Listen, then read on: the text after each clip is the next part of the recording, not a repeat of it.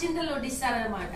అయితే భావన ఎప్పుడైతే ఉంటామో మన భావన లేకుండా పక్క వాళ్ళతో మాట్లాడతామో అటు వేరే వాళ్ళతో మాట్లాడతామో కనుక మనం చేస్తే భగవంతుడు అంటాడంట, నువ్వు ఏదైతే భావన చేస్తావో అదే నీకు ప్రాప్తం చెందుతుంది, తదాస్తు అంటుంటాడంట. మనం లాస్ట్ అక్షింతలు పట్టుకొని తదాస్తే అక్షింతలు సమర్పయామి అని అనుకో, ఈ 2 అక్షింతలే ఈ నగలుగా భావించంటే నువ్వు కూడా అలాగే భావించంటాడు.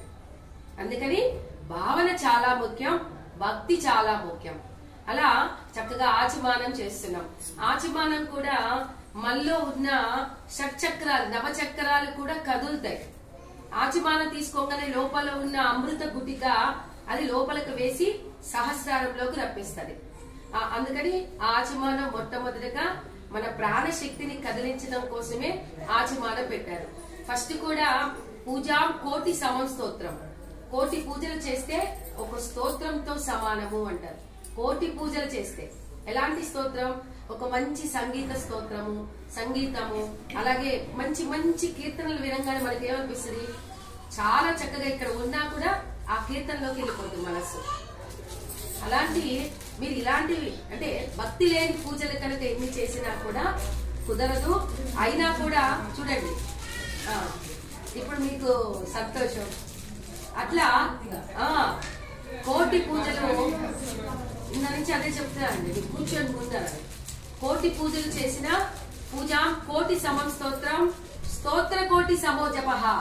స్తోత్రం అంటే భక్తి భావనలు పెట్టిన కోటి పూజలకి ఒక స్తోత్రంతో సమానము.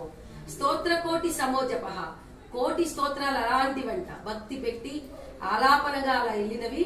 అలాంటి కోటి స్తోత్రాలు ఒక జపంతో సమానం. చాలా మంది జపమాలను తిప్పుతూ ఉంటారు అనమాట.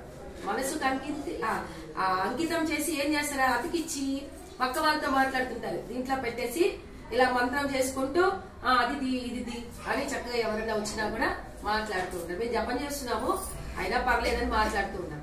అలాంటివి కాదు, భక్తి భావనతో మనసును పెట్టి జపం చేసిన మాలలు అలాంటి కోటి జపాలు ఒక ధ్యానంతో సమానము.